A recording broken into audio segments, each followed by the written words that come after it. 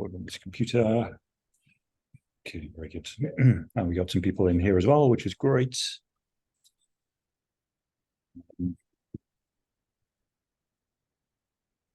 Okay. Cool. Very good. There might be a couple more people coming along potentially, but for now, welcome everybody. Thank you very much for coming either virtually or in person to the Shocklab seminar. We're really happy to have Francois, who is now a lecturer in the Department of Computer Science, also doing his PhD with young Bays. You did your master's at the University of Amsterdam. Yes. Is that right? And undergraduate in Stellenbosch. Yes. And we're very happy now to have him as part of the staff at UCT. Okay, thank you very much. Let me just time myself over here. Okay, so good afternoon, everyone. Thanks for coming. My name is Francois. I am a PhD student and a new lecturer at the Computer Science Department. And today I will be presenting some of my PhD work, which is about subword segmental modeling for the Nguni languages. Now, before I go into the details, the main thing that I'll be presenting today is a new neural modeling technique that we designed specifically for the linguistic properties of the Nguni languages. Now, these are 4 of South Africa's languages: isiXhosa, isiZulu, isiNdebele, and Siswati. The model that we've designed, I'm going to show you some experiments that it achieves more consistent performance across the languages. It's better for low resource problems, so in tasks that are very low resource. And we've also, through some analysis of what the model actually learns, we can show that it learns certain aspects of language more effectively than kind of standard neural models. So that's kind of the main thing that I'll be presenting today. So I'll start out by kind of giving the broader research, kind of introducing the broader research problem that I'm working on, which is just low resource text generation. Then I'll introduce our specific solution to this problem, subword segmental modeling. Most of the talk I'll probably spend on one instance of this technique. So we've used this technique for machine translation.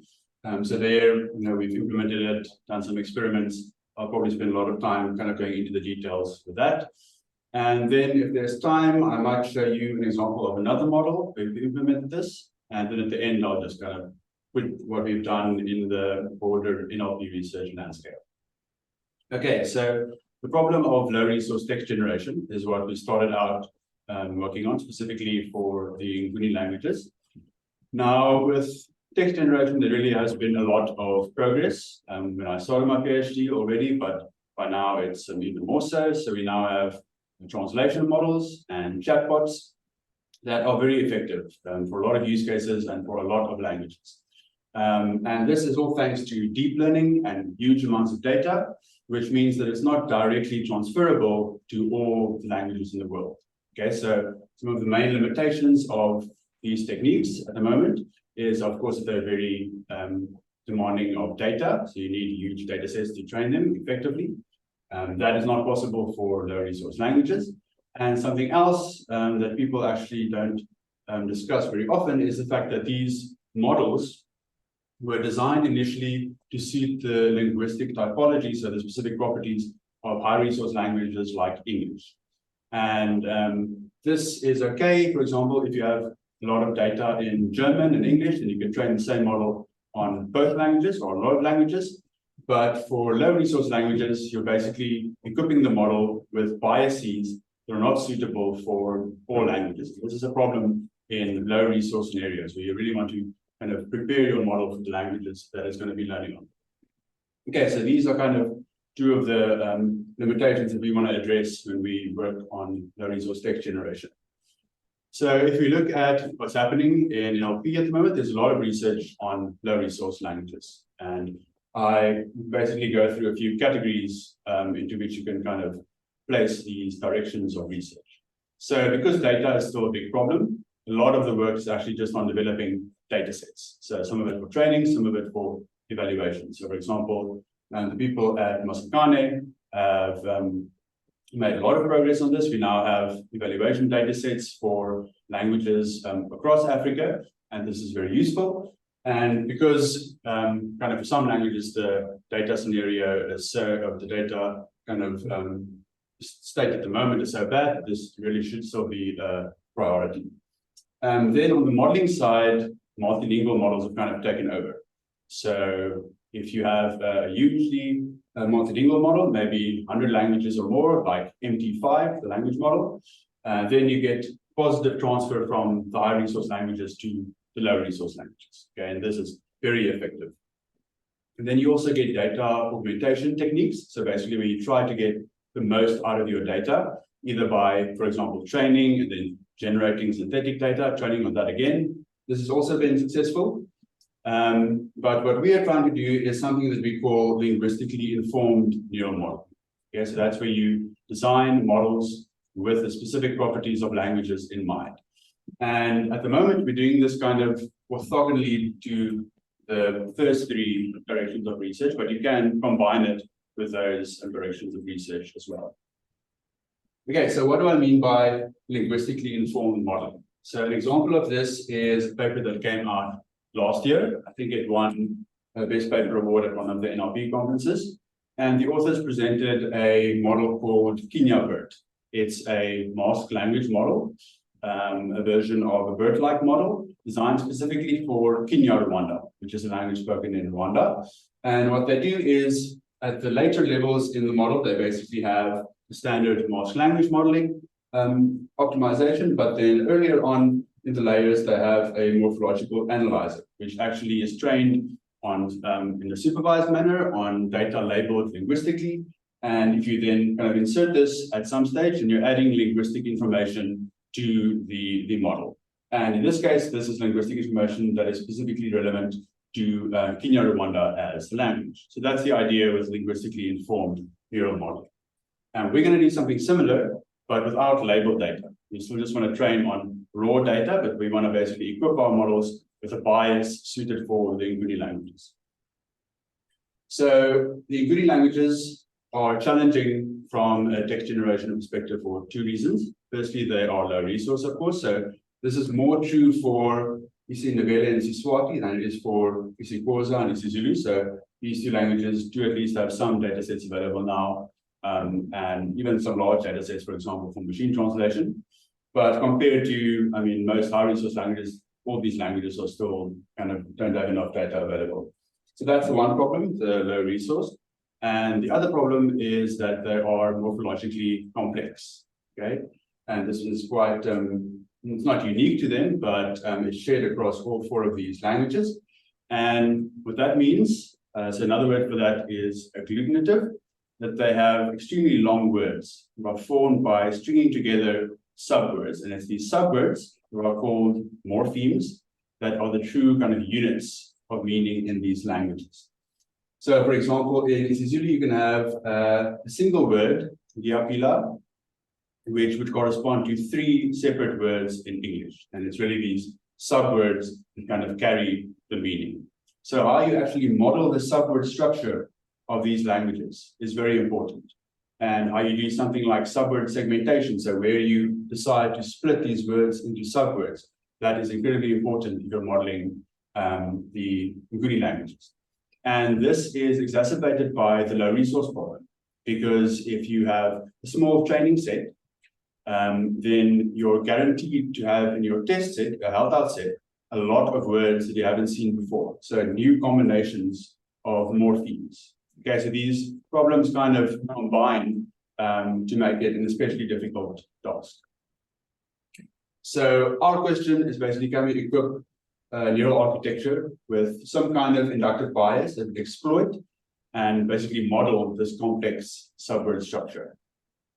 And we do this with subword segmental modeling. Okay, so what is this? On a very high level, the idea is that we are going to learn subword segmentation during training. So we're going to explicitly model the subword structure of the language. And I think a useful way to kind of view this is imagine that the subword segmentation is an additional parameter that your model can now learn to optimize the training objective. That's not exactly what we're doing. I'll show you exactly what we're doing a bit later, but that maybe going forward is a useful way to kind of think about it. So use subword segmentation as something that the model can now, on top of the neural weights that it can learn, it can also learn the best way to model subword segmentation. Why would this work? Well, as I've showed you, the Nguni languages are all morphologically complex. So subword modeling, how you incorporate subword information, is critical. And what this kind of modeling will allow us to do is to actually learn the best subword segmentation for a specific language and task. Okay, so you can optimize it for that language, for that task. Okay, so I'm going to now present a particular instance of this idea. So we've applied this to machine translation. So this is what kind of a standard machine translation model looks like today. So it's a neural machine translation model. Here we're translating from English to German. And it's a transformer encoder-decoder model. So we're translating from what you call the source language to the target language. And it takes a sequence of source language words as input on the encoder side, and then generates a sequence of target language words on the decoder side. Now, and your model will then be trained on millions of sentences like this. That's called a parallel corpus. Now, the reality is a bit more complicated than this, because all neural models in NLP today, machine translation and large language models, are actually being trained and operate on subwords. So the true case really looks like this. So where your encoder takes a sequence of subwords and then generates a sequence of subwords on the target side as well. And this is useful for the out of vocabulary problem that I referred to earlier. So now your model can, for example, learn to combine a morpheme like this, which indicates kind of past tense, with any word in the corpus. Okay, so the question then is, where do these subwords come from? Okay, so in this image that I'm showing you now, this is where the model is being trained. And by the time the model is being trained here, these words have already been segmented into subwords. Okay, so where is this actually happening? Well, this is happening in pre-processing with algorithms like BPE or sentence piece. So I'll just quickly show you how BPE works so you can get an idea kind of subword segmentation. So it will be trained on a corpus, your BPE segmenter. So if you're doing English to German translation, then you train it on your parallel corpus. But just to explain it, just imagine that your entire corpus is a sentence. The cat is in the hat. So your BPE model starts out with a subword vocabulary consisting of all the characters in the corpus.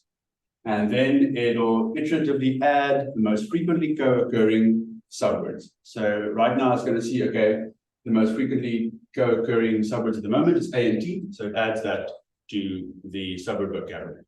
It does that again. It does that again. So at this stage, it's now combining TH and E. So you're doing this iteratively. And then you stop this when you have a vocabulary of a specific size. Then that's your BPE vocabulary. Then you apply this to your corpus. So you use this vocabulary to now segment your training corpus. And then you train your model on this corpus. Okay, so this is all done during pre-processing. So this is now after you've trained the BPE model, applied it to the corpus, then you train your model like this. So subword segmenters, there are a number of them that are popular. So BPE is one of them. Sentence piece is also well known. And BPE can roughly be viewed as a kind of compression algorithm. Okay, so by adding the most frequent subwords, it's basically trying to represent your data set with less tokens, okay, with not unnecessarily many tokens. It's not exactly what it's doing, but it's kind of doing something like that. And the main problem with this is that this is not directly related to the machine translation objective, for example. Okay, it's doing something that's not going to be optimal necessarily for machine translation. It's some other algorithm that's just applied during pre-processing. And that's the other problem, is that this has got nothing to do with training. Okay, so when training starts, you kind of leave your subwords as they are, and then you just train your models on those subwords. You don't touch the subword segmenter again. So what we have in NLP these days is basically like a pipeline where you train your segmenter, apply it, and then train your model on that. And this it works well in a lot of use cases, as evident in the progress in a lot of NLP applications. But the problem is, if something goes horribly wrong in step 1, there's no guarantee that your model in step 3 is going to be able to actually recover from this. Okay. If you have a huge training set, then it'll basically be able to learn around, the suboptimal subwords. But if you have a small training set, then your model is going to struggle to basically recover from the poor subwords. Okay. Yes. I think there's a question here. If the spaces between words are advantageous to the learning of English and other languages, can we not transform English data in a way that overcomes the complex word challenge? So the spaces, can you repeat that? Sinjin, can you clarify that? I can. He might be writing this from an airport somewhere, potentially. Oh, he's currently over the ocean. That may be difficult. Sinjin, maybe you can email that one through after. I can take a look after it as well. Cool. Yeah. Okay, so the problem at the moment, especially in the low resource setting, is if something goes wrong in step 1, there's no guarantee that your model is going to be able to recover it in step 3. And it can't go back and change what happened when BBE was trained. Okay, so what we want to do is do away with this pipeline and just have a single model that's going to learn and optimize both. Okay, so we're going to jointly optimize translation and subword segmentation. So if we can do this, yes. Is it clear why segmenting on letters and just passing them in as sort of raw letter tokens is not going to work? So character level models. Yeah. So there is actually a lot of work on that, and there's even now work on byte level models, so just representing your tokens as raw bytes. That does work, but it has been shown that it doesn't work as well as subwords. And the reason might be something like if you're working with subwords, you at least have kind of on the next level of meaning. Does that make sense? So your model then doesn't have to kind of basically learn, oh, these characters are a commonly occurring subword that will be kind of evident in the data. And the other thing is that that'll be very long sequences then. The character sequences are much longer than subword sequences. But I think the main thing is probably that you're kind of operating on a level of like a unit of meaning that is useful. Yeah. But it's an active area of research. And one way that people basically people who don't like subword segmentations, a lot of them do prefer character level models to kind of try to see why it's not working as well as it should. So the idea with this is that, okay, if we can basically learn subword segmentation for machine translation, then when we started this, we thought this might be useful specifically for the Nguni languages because they kind of have this perfect combination of being morphologically complex and low resource. Okay, so how does this actually work when you try to implement this? So what we're doing is text generation for the Nguni languages. So in all our experiments, we are translating from English to an Nguni language. So from English to isiZulu, for example. So on the English side, we're not as concerned with subword segmentation. So there we're just going to apply BBE normally. But then on the isiZulu side, on the target side, we are going to cast subword segmentation as a latent variable. And then during training, we're going to marginalize over that variable, which means we're going to be marginalizing over all the possible subword segmentations of the isiZulu sentence. And then when we do that, then we're just going to optimize what you usually optimize for with machine translation, and that's basically the target sentence generation. Yes. Is that a single scalar variable? Or I'll get into how we do that now. Yeah. So if you basically do this, then you're basically learning how to segment isiZulu words. So that's we're only going to learn to segment isiZulu words, not English words, but how to best segment isiZulu words for English to isiZulu translation. So this is our training algorithm. So now it might become a bit clearer how we do this. So for the English sentence, like we said, we're just going to apply BBE or something for that. But then for the target sentence, we're going to consider all the possible ways that this sentence in GRP can be segmented into subwords. So the one extreme case is just all characters. Okay, that's one of the many possible ways. And then you get something in between, which is maybe some of them are 2-character subwords. Somewhere amongst all of those, you're going to have the actual morphological segmentation. But there's no guarantee that the model is going to kind of learn that that's the best one. And then all up down to the extreme of it being a single big subword. Okay. Now, each of these segmentations, each of these sequences of subwords, we're going to assign a probability to, conditioned on the input sentence. And then to actually get the probability that we're interested in, the probability of the target sentence given the source sentence, we're going to marginalize over all these probabilities. Okay. And the problem with this at the moment is these are many possible subword segmentations, too many to do efficiently. So we have a dynamic programming to actually do this efficiently for us. And the way that that works is like a lot of dynamic program algorithms, it basically iteratively computes the probability but then this probability of all the subword segmentations as it goes from the first character to the last character. So this K here, this formula is what we're going to use in our dynamic programming algorithm. This K is going to go from the first character to the last one, and it is going to compute, and it's going to use prior computations. So these are computations that we've done. We've basically sorted out the probabilities for earlier in the word. And then as you go on, you use those iteratively to basically compute this. And then we have 2 ways also of making this efficient within this dynamic program. The one is that we basically approximate conditioning on the past segmentations by just encoding it as a character level history. Okay, so when we actually are, for example, we start at Pila here as the next subword, we want to condition, okay, on all the preceding subword segmentations, we are just going to condition on transformer encoding that encodes it as a sequence of characters. Okay, so we kind of ignore past segmentations as we go forward.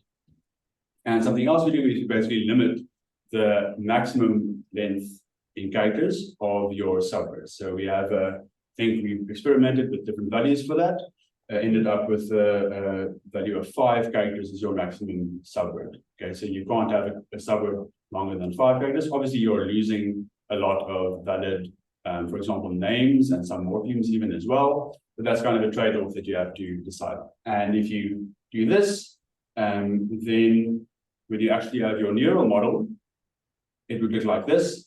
So you encode the character history. So this is a character level encoding.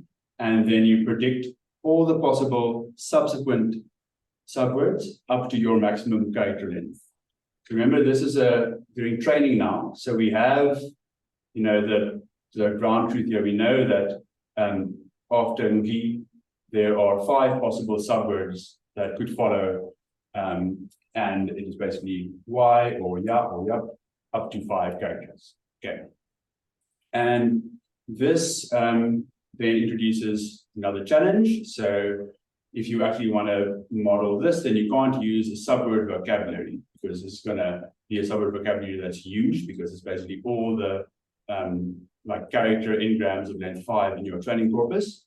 So what we have for that is a mixture model. So we have a mixture model that predicts the next subword using what we call a lexicon. So that will be like the frequent subwords in your training corpus.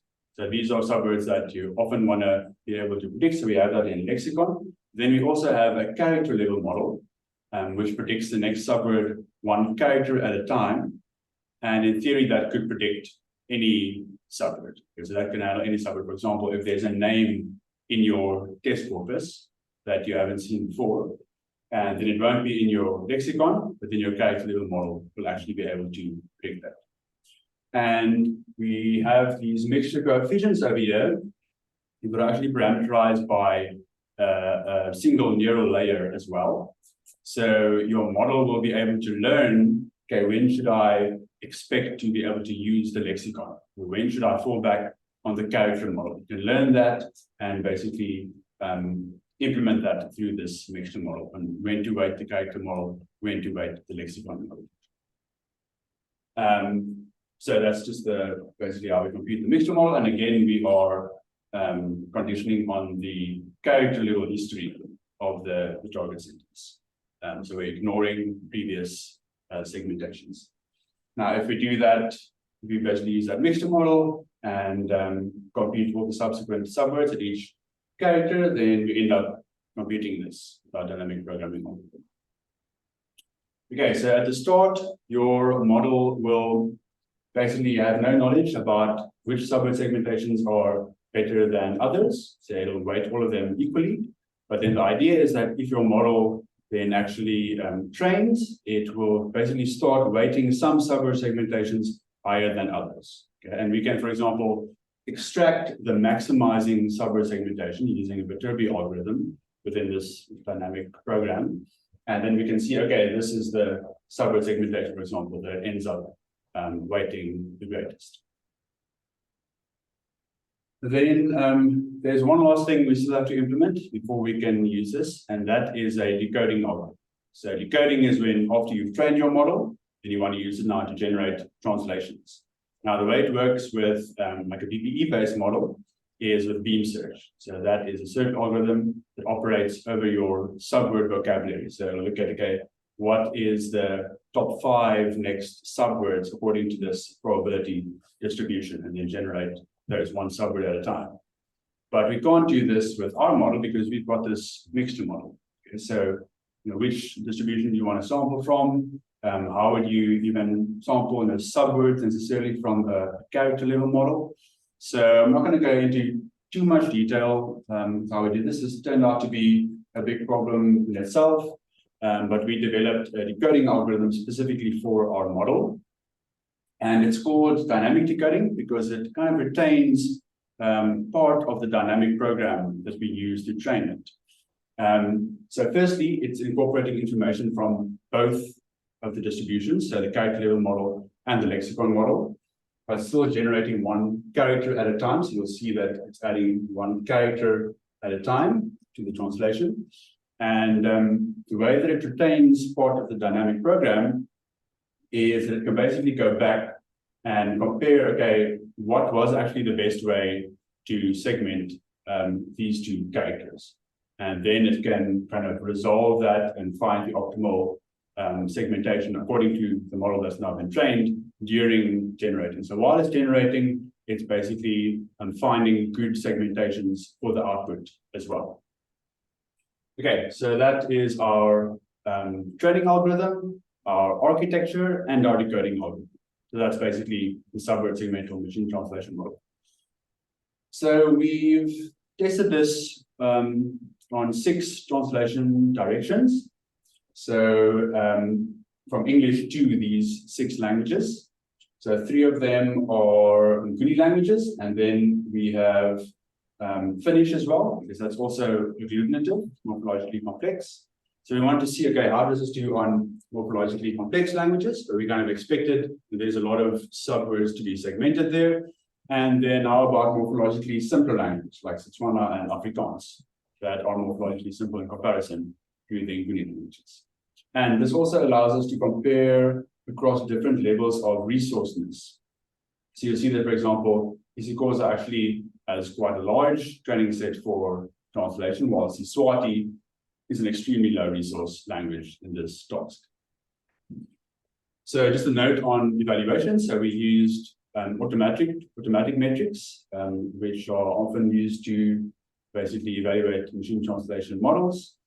So one way you could do it is BLOOM. So that's a metric that compares the amount of word level overlap between your model's translations and the gold translations, so the test set translations. And you see how much overlap there is. If there's a lot, then it's probably a decent translation.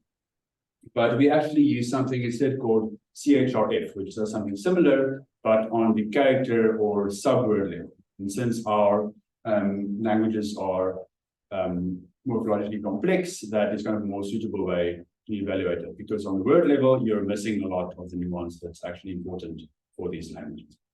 And so for these metrics, basically higher scores equals more overlap, which means better performance or an approximation thereof. So going forward in these graphs, higher means better performance. So we compare our model, the Subword segmental model, to three Subword baselines. So BBE is well known, I've shown you that. ULM is basically sentence piece, which is also very famous. And then DPE is something like our model, basically learns Subword segmentations for machine translation, but it's still a pre-processing technique. So it's not actually having one model for translation and segmentation.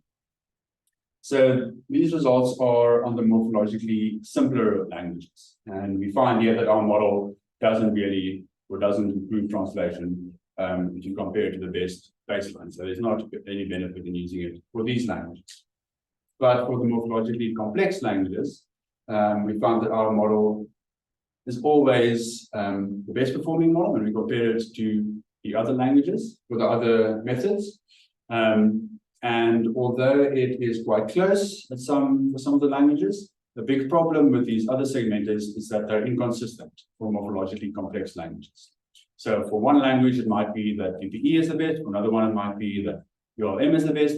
But our model is kind of learning subwords for each of these languages and optimizing it for translation, so it can always be consistently a good performing model. And then in the case of English to Siswati, which is morphologically complex and extremely low resource, so where these problems kind of collide, our model does a lot better than the baselines.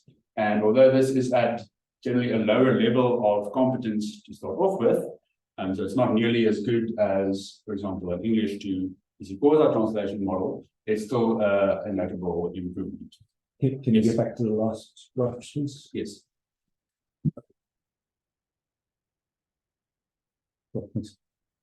Yeah, so the CHRF scores here are significantly higher than here, but these are kind of the scores you see even in large multilingual translation models for very low resource languages.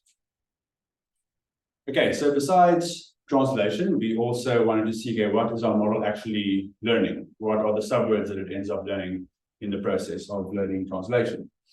And one thing you can investigate is you can kind of see how close are the subwords that your model is learning to actual morphemes. So these are the real subword units. We have a data set where you have basically 5,000 sentences in isiXhosa, isiZulu, Siswati, that have been morphologically annotated by linguists. So they've been split into their proper morphemes.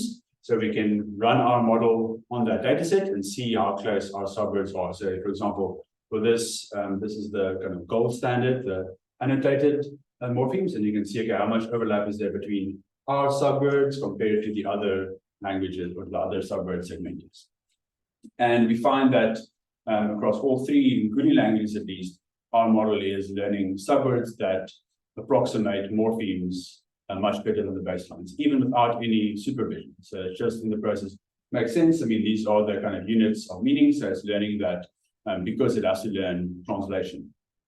So this is a good thing, we think, because it is kind of a, these are the real units of meaning. And in some of our experiments with language modeling on this, we've also found that kind of good morphologically sound subwords more or less correlate with good language modeling performance as well. So there is something useful to see here.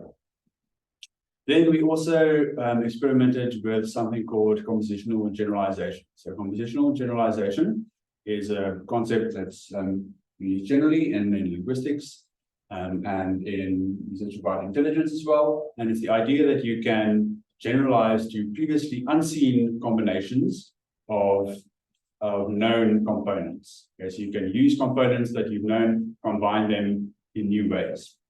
Now, the same thing can be cast for morphological composition. So can your model generalize to previously unseen words consisting of morphemes that it does know about, that it has seen during training?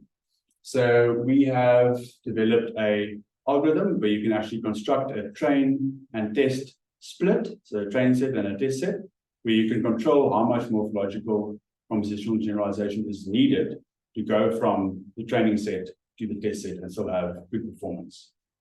So here we have this at 2 levels of difficulty. So this is easy from a morphological compositional perspective. So you're seeing a lot of the same things in test as in train, and this is harder. So here you actually, your models actually are challenged to a high degree in terms of having to kind of combine morphemes to generalize to new words.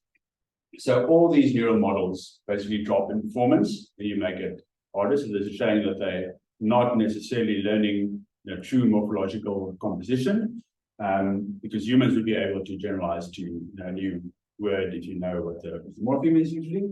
But we do see that our model basically drops the least in performance, our model and the DPE model. So that's also a model that is kind of learning segmentations for translation in some way. So this again shows that, our model is on top of learning subwords that are closer to morphemes, it's also learning basically morphological composition that is closer to the way that humans would kind of understand it. Okay, so those are the results for the translation model. Just to summarize the findings, so the model can improve translation for morphologically complex languages and achieves more consistent results. And it shows particular promise for very low resource settings.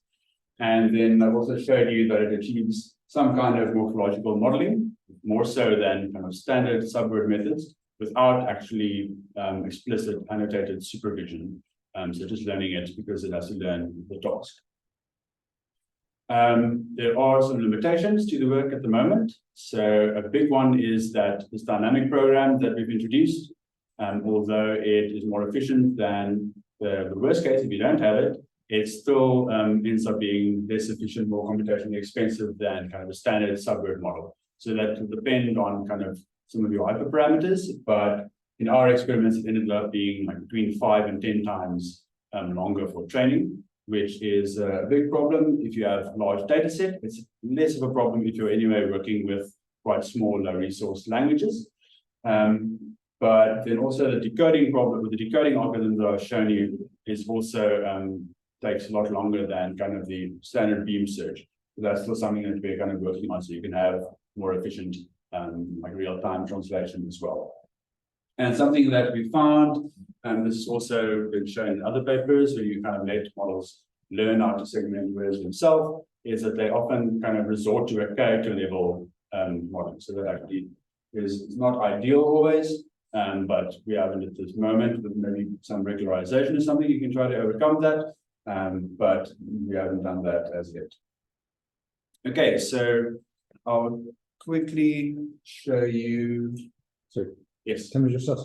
So in terms of that, the over segmenting. Yes. So it's over segmenting in terms of the sort of morphologically sort of relevant parts, but is that necessarily a problem if it's over segmenting?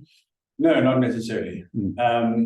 Although it could be a problem if you, for example, give it, so if it requires some sort of morphological composition, where you, for example, have a test set where you have to kind of generalize morphologically, then maybe it's a problem there. That makes sense. But we also, yeah, we don't want to limit our model to basically only learn morphemes, because if you like segment the words, and we could do that as well, and that is then performs worse than our model. Right. So it's not necessarily a bad thing. Okay. Whatever leads to the best performance is. Yeah. So would you want to regularize over that? Potentially, if the model is maybe kind of resorting to characters early on in training, okay, and it's some kind of local minimum that it can maybe get out of if you regularize it better, that's possible. I'm not sure. Okay. Yeah. So I'll just quickly kind of explain the idea that this concept of basically doing away with this pipeline, going to a single model that optimizes both. You could do this for any architecture and for any task. Okay, you can just use the same dynamic programming algorithm for a different training objective. So you can optimize it for part of speech tagging, or for question answering, or for language modeling. And you can also use that same mixture model that we've used here for different neural architectures, for LSTMs, or for different types of transformers. And in fact, when I started my PhD, we did this initially for language modeling. So we have a subword segmental language model using both LSTMs and transformers. It's the same idea, except now you are, it's basically an autoregressive language model. So it's no longer a sequence model. And yeah, so the problem with this is there aren't basically text generation tasks for the Nguni languages, so it's difficult to test this at the moment, but we did basically some intrinsic evaluation, so things like perplexity. We found that our model can basically get lower scores than that, or better scores than that than standard subword models. And this is also where the finding comes from, that kind of these are different runs with different hyperparameters, and it's more or less the case that kind of good morphological segmentation also correlates with good language modeling. So this is kind of perplexity score. So I still have some work left to do in my PhD, and some of the things that we're thinking of doing is to adapt this for more text generation tasks. In fact, we've done that already. We also want to combine it with the other common techniques in low resource NLP. So far, we've kind of wanted to isolate this and test it by itself, but now we're going to start combining it with things like multilingual modeling. So that'll be interesting to see, if you're learning subwords for multiple languages, how does that share between the languages?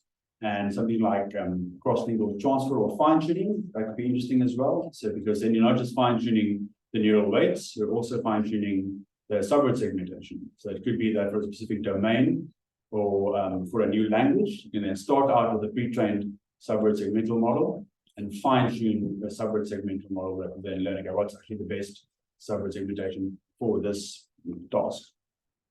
And like I said, there's still a few things that are a bit inefficient and computationally expensive in our current model, and I think there are a few ways to actually improve on that. Okay, so I've shown you this new model, the subword segmental model, that we designed specifically for the Nguni languages. Get some nice, more consistent performance, better low resource performance, and also learns a few things about language, better than kind of standard subword-based models. And just to kind of place this within what's going on in NLP at the moment. So there's two trends among many that have taken over in NLP.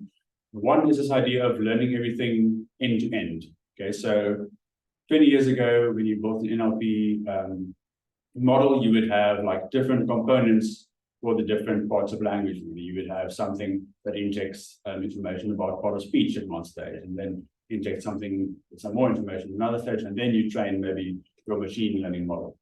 Now everything is being learned end to end, but somehow subword segmentation, I think quite interestingly, has kind of escaped this. So it's still the one thing you do in pre-processing. So that means that there still is basically a pipeline, just to a lesser extent.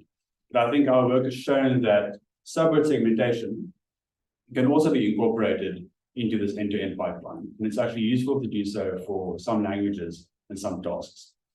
Then the other trend is, this is related to multilingual modeling, so using the same models for all languages, sometimes even using one model for 100 languages. And this has proved very useful. But in our results, not just on machine translation, but in some other tasks as well, we found that basically this kind of linguistically informed modeling means that you can sometimes build language-specific models that would do better and it would actually be beneficial to do so. So that concludes my talk.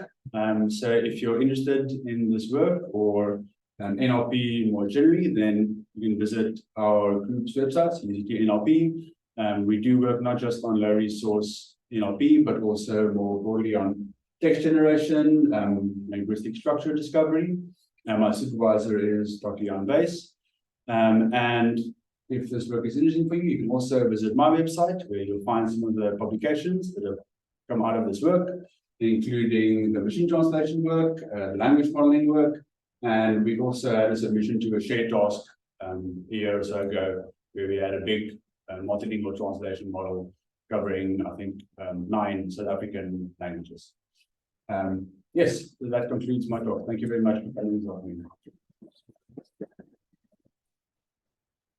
Cool. Thank you very much.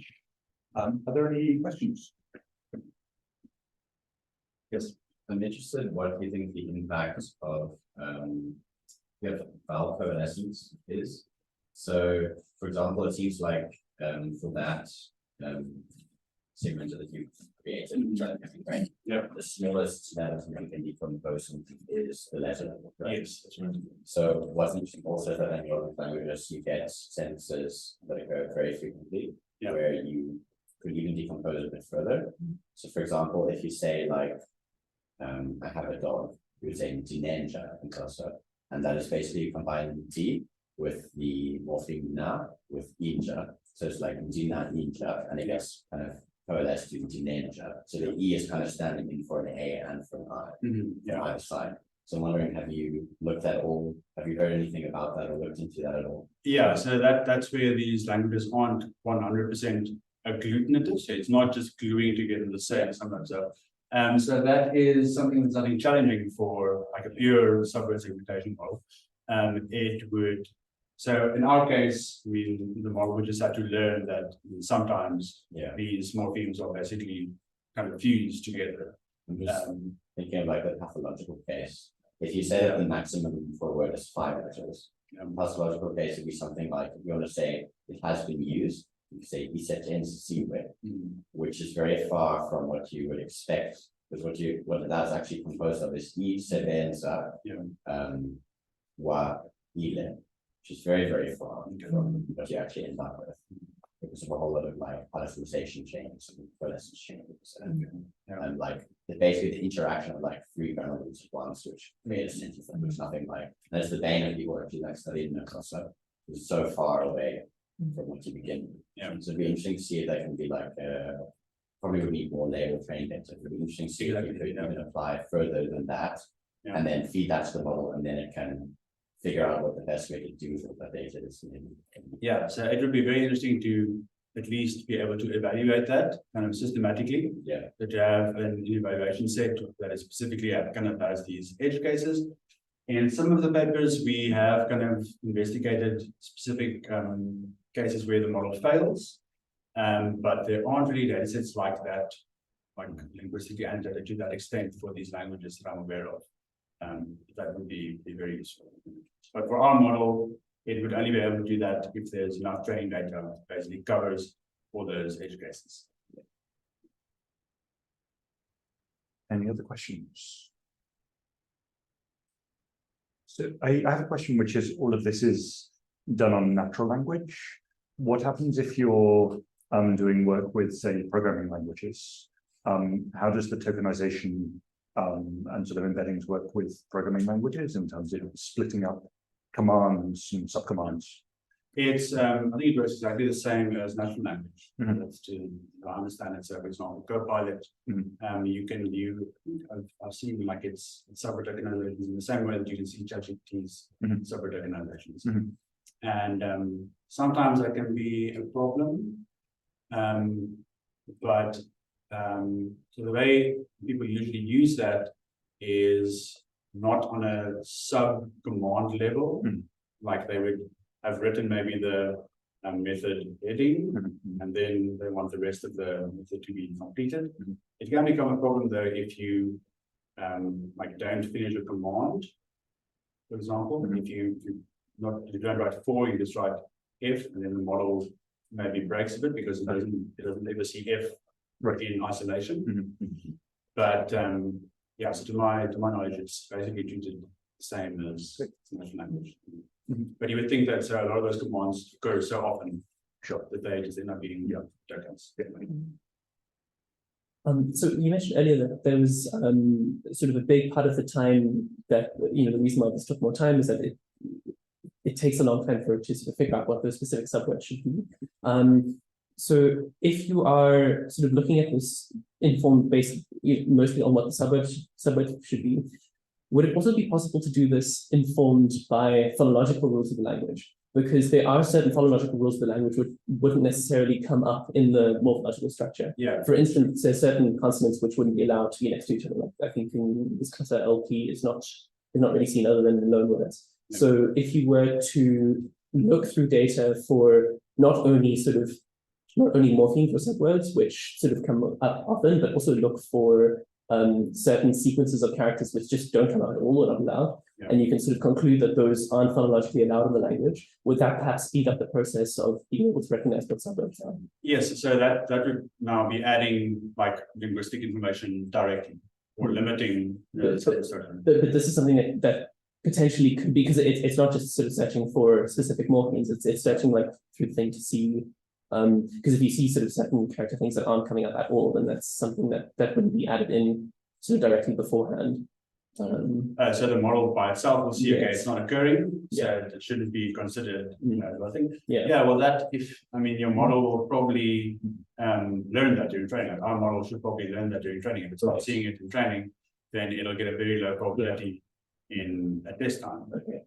So in principle, it doesn't care about whether it's morphological information or phonological information. No. It just sort of like that. If it's present in the training data, then it'll learn those patterns. So that makes sense. Have you done any testing how it performs in mixed language opera? No, not yet.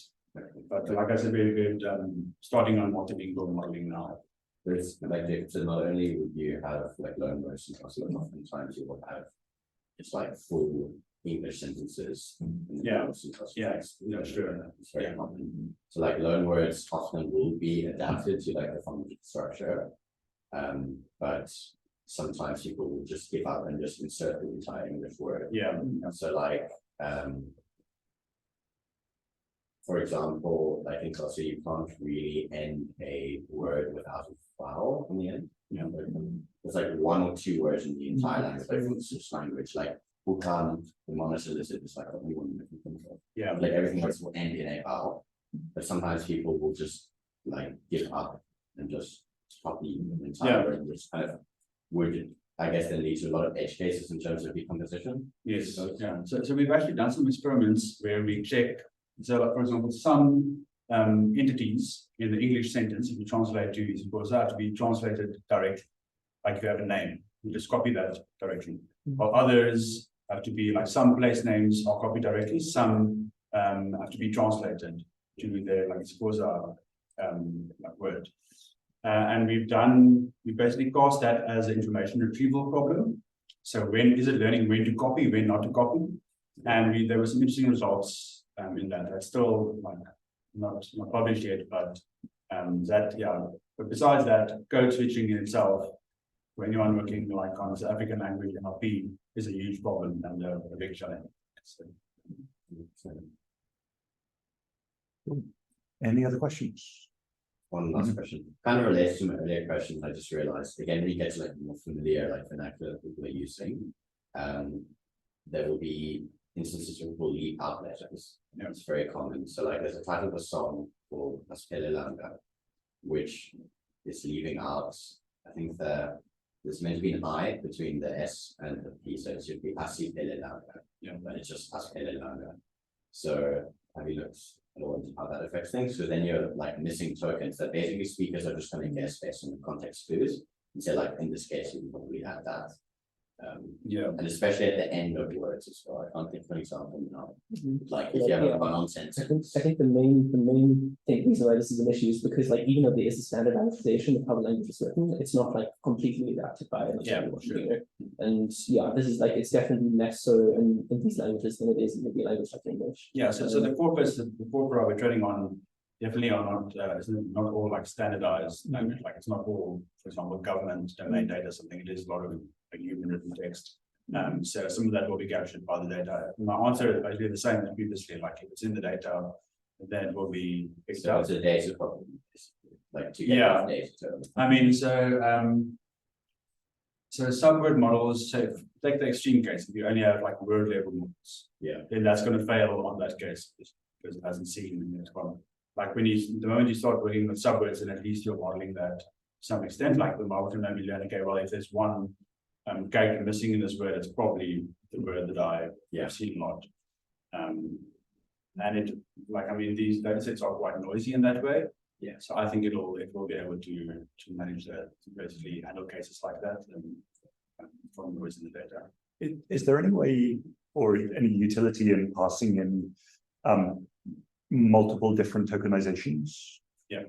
Does that ever happen that you actually pass in? I mean, in a sense, you've already got that because you've got the character level, but can you have sort of a hierarchy beyond the just character level and the learned tokenization? Yeah. So our model is always basically encoding all the possible subword segmentations. It's just weighting the better one, or some ones more than the others. But there is something called subword regularization, which during training exposes your model to different segmentations of the same word. So like samples from your segmenter, or something. There's also something called PPE dropout, like drops some of the like segmentations, and that like adds some noise to the data, and that is actually good for exactly something like that. So like spelling mistakes, or like different spellings of the same word, and that it makes it more robust. Same thing. Yeah, it makes it more robust. Cool. Any other questions? If not, thank you very much again, Francois, for a great talk. Thank you.